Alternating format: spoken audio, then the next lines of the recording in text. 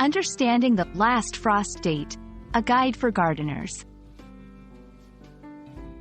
Hello everyone. In today's video, we're going to explore a term that's crucial for gardeners, especially those who are planning their planting schedules: last frost date.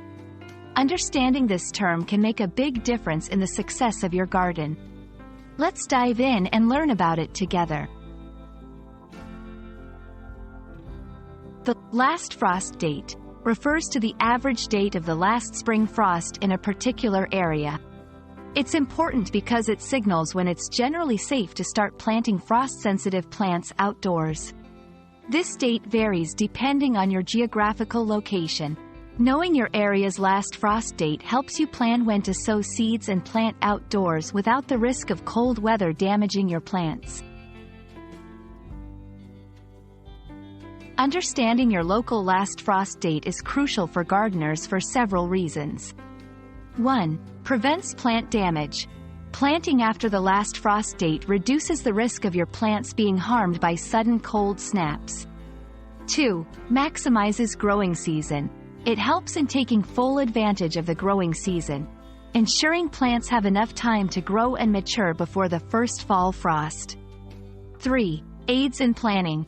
Knowing this date assists in scheduling indoor seed starting so that plants are ready to go outside at the right time. To find your local last frost date, you can check with your local gardening center or cooperative extension service. Use online resources, such as gardening websites or agricultural extensions, which often have frost date calculators based on zip codes. Talk to experienced local gardeners who can provide insights based on their observations over the years.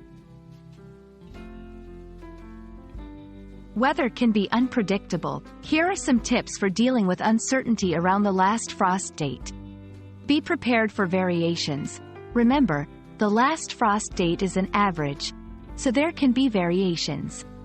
Be ready to protect your plants if a late frost is forecasted after you've planted. Use protective measures.